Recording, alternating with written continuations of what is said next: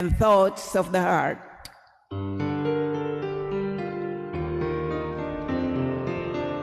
Alleluia, alleluia, alleluia, alleluia, alleluia,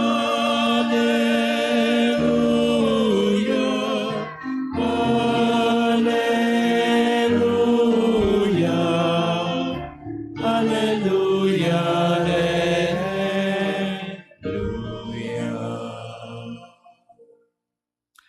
The Lord be with you. And with your spirit. A reading from the Holy Gospel according to Saint Luke. Glory to you, O Lord.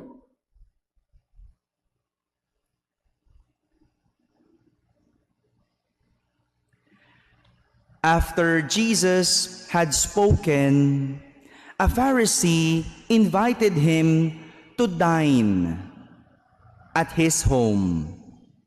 He entered and reclined at the table to eat. The Pharisee was amazed to see that he did not observe the prescribed washing before the meal.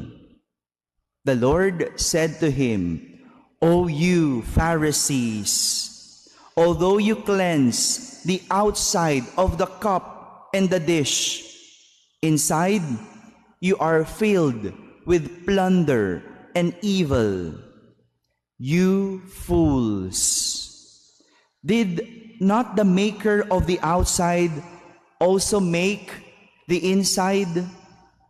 But as to what is within, give alms, and behold, everything will be clean for you."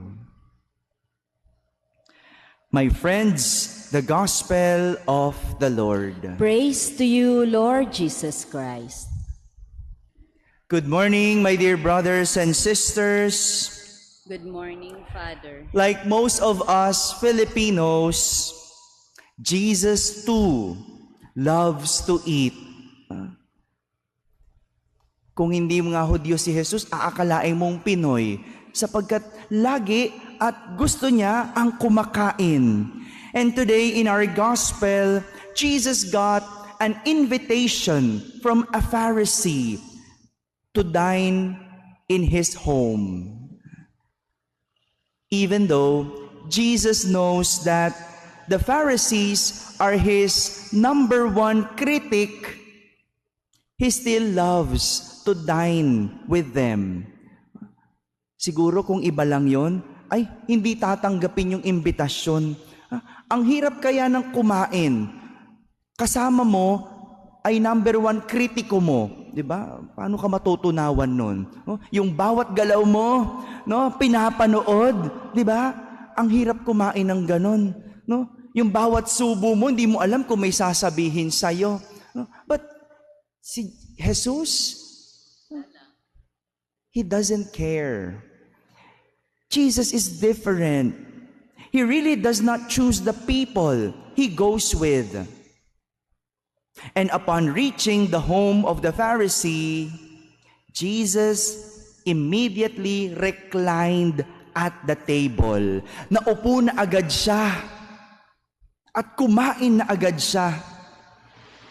From then, Jesus knew already that there was something going on not inside the house, but going on inside the mind and the heart of the Pharisee. Hindi kasi naghugas ng kamay si Jesus. Ang mga Hudyo pa naman ay may ritual na kailangan sundin ng paglilinis. They have the ritual, yung paglilinis ng kamay, paglilinis ng kinainan, yung pinggan, paglilinis ng baso, yung inuman, kahit na yung paglilinis ng hihigaan nila. Merong ritual. At hindi lang ito basta-basta paglilinis. It is done through a ritual. Mayroong ritual at merong paraan na dapat sinusunod. Since Jesus knows everything, Laman nga ng isip at puso ng mga Pariseyo, alam niya eh. Laman pa ba ng batas? Jesus knows everything. He just wants to emphasize in His action that ritual is not about an exterior action, but an interior disposition. Ritual is not only about an exterior action, but an interior disposition. Gaya ng pagsisimba. This is our ritual. Pagsisimba. Hindi lang yan pagtayo, pag-upo, pagluhod, pag-sign of the cross. Hindi lang yan exterior action, panlabas na pagkilos, kundi your interior disposition. Alam mo nga kung kailan luluhod, alam mo nga kung kailan tatayo, alam mo nga kung kailan ka uupo, pero pag homily, tulog. Look at your disposition. Pero sa misa, no, wala namang nakuha kasi lumilipad ang isip, no? Ano kayang almusal ko? Ano kayang lulutuin ko? Ano kayang bibilin ko sa palengke mamaya? So, look at that. Naiiwan sa exterior, panlabas na pagkilos, exterior action, without considering the interior disposition. Ang mga Hudyo, may paraan kasi sila ng paglilinis na dapat sinusunod. Ngunit dahil nakatuon sa paraan ng paghuhugas, nalilimutan ang dahilan ng paghuhugas. Sa paraan nakatuon at hindi sa dahilan. Kaya nga, tinuturuan sila ni Jesus kung ano ba dapat ang nililinis at dapat pinapanatiling malinis. Ito ay walang iba kundi ang kalooban. Gaya na lang ng pangiimbita ng mga Pariseyo o ng Pariseyo kay Jesus para kumain, di ba? Kung titignan sa panlabas, ang bait ng Pariseyo, inimbita si Jesus.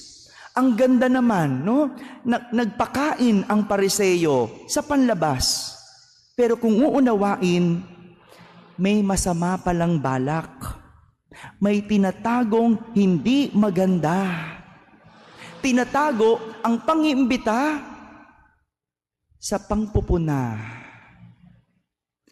Kaya nga sila sinisita ni Jesus dahil nagpapanggap silang mabuti, pero may masamang balak.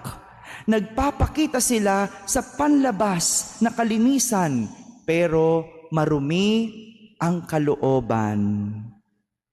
Wala pong iniwan iyan sa nagsisimba ka, pero may sama ka ng loob sa iyong kapwa. Ang ganda sa panlabas, nagsimba, linggo, nag-serve pa, pero sa puso, may galit, may sama ng loob, nagngingit-ngit. Wala rin pong pinagkaiba yan sa tumutulong, nagbibigay sa kapwa, pero ang totoo, parte ng kampanya. Aga-aga pa, nangangampanya na, no? Pero noong kailangan, wala. No? Ganyan eh. No? We always fall into the temptation of exterior, yung panlabas. Kasi yun ang nakikita at yun ang huhusgahan. Pero ang gustong puntuhin ni Jesus, linisin at tingnan ang kalooban. My dear brothers and sisters, it is easy to be good through actions. But remember this, it does not count if it has bad intentions. Amen.